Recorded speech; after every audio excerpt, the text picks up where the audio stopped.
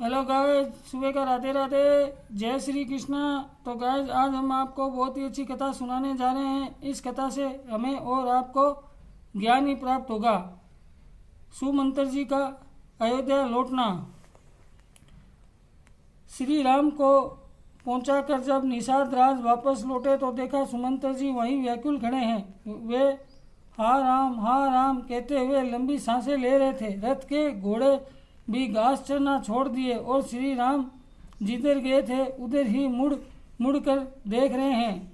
निषाद राज उनकी दशा देखकर अत्यंत दुखी हुए। उन्होंने सुमंत्र से कहा, सुमंत्र जी, आप विषाद का त्याग कर दें। आप परम विद्वान हैं एवं परमार्थ को सच्चे ज्ञाता है। आप विधाता को ही वाम जानकर रथ पर बैठकर अयोध्या जाएं। जब आप ही अपना धैर्य खो देंगे तो महाराज दशरथ और महारानी कौशल्या सांत्वना कौन देगा? उनका तो श्री राम वनवास से संसार ही लूट गया। मेरी आपसे विनती है कि आप रथ को लेकर सीधे अयोध्या पहुँचे। ऐसा कहकर निषाद राज ने बरबर सुमंत्र जी को रथ में बैठा दिया। भगवान श्री राम वियोग से सुमंत्र जी का शरीर अत्यंत शिथिल हो गया। वे चाहकर भी रथ को नहीं चला पा रहे थे। घोड़े भी पीछे देखकर बार बार हिना रहे थे, मानो श्री राम को लिए बिना जाना ही नहीं चाहते। किस तरह सायंकाल सुमंत्र जी अयोध्या पहुँचे। उनकी अवस्था उस व्यापारी जैसी थी जो व्यापार के लिए घर से गया हो और मूल भी हार कर वापस आ गया हो। सारी अयोध्या पूरी सुनी हो गई, कहीं एक शब्द भी नहीं सुनाई देता था। अयोध्या ऐसी दशा देखकर सुमंत्र के मन में बड़ा दुख हुआ। वे सोचने लगे, कहीं ऐसा तो नहीं हुआ कि श्री राम वीर जनित संताप महाराज सहित सभी लोग शोकगिरी में दग्ध हो गए हो।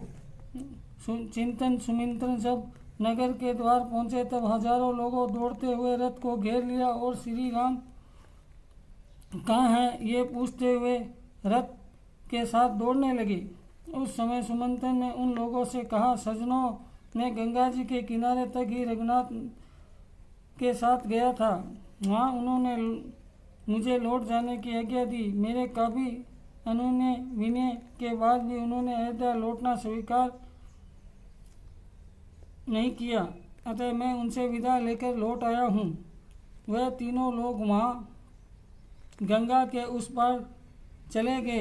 ये जानकर सब लोगों की आंख से आंसुओं की धाराएं बहने लगी। वह सब हम धिक्कार है ऐसा कहकर लंबी सांसें खींचने लगे और करुणन करने लगे। बाजार के बीच से निकलते हुए सुमंत्र जी स्त्रियां रोने की आवाज़ सुनाई दी। वह महलों की खिड़कियों पर बैठकर श्री राम वियोग के सतर्क होकर विलाप कर रही थी। राजमार्ग पहुंचकर सुमंत्र ने अपना मुख ढक लिया। वह रथ लेकर सीधे महाराज दशरथ की भवन की ओर गए। उन्होंने देखा कि महाराज पुत्र शोक में मलिन और आतुर हो रहे हैं। सुमंत्र जी महाराज के सामने हाथ जोड़कर खड़े हो गए। महाराज दशरथ ने कहा, सुमंत्र, तुम श्री राम संदेश बताओ। क्या वे तुम्हारे विनय करने पर भी नहीं माने और वन चले गए? क्या तुम सुकुमारी सीता को भी नहीं लौटा पाए? मेरा भाग्य ही खोटा है, किसी का कोई दोष नहीं। सुमंत्र ने कहा, महाराज, धर्मात्मा श्री राम आपके चरणों में प्रणाम कहा है। उन्होंने कहा है कि मैं वनवास की अवधि पूरी करके महाराज का दर्शन करूंगा। वे मेरी चिंता न करें। श्री राम संदेश सुनकर महाराज दशरथ ने कहा, सुमंत्र, मुझे राम के पास ले चलो, नहीं तो मेरे प्राण निकलना ही चाहते हैं। इस तरह श्री राम के वियोग में हा राम कहते हुए महाराज दशरथ ने अपना प्राण त्याग दिया। तो गाइस, आज हमने आपको ये बहुत अच्छी कथा सुनाई। इस कथा से हमें यही प्रेरणा मिलती है कि हमें भगवान की भक्ति करनी चाहिए। भगवान की भक्ति में ही बहुत बड़ी शक्ति है और हमें कभी भी बुरे कर्म नहीं करना चाहिए।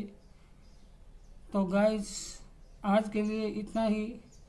सुबह का राधे राधे, जय श्री कृष्णा, जय जय राम, जय जय राम, जय श्री राम, जय श्री राम।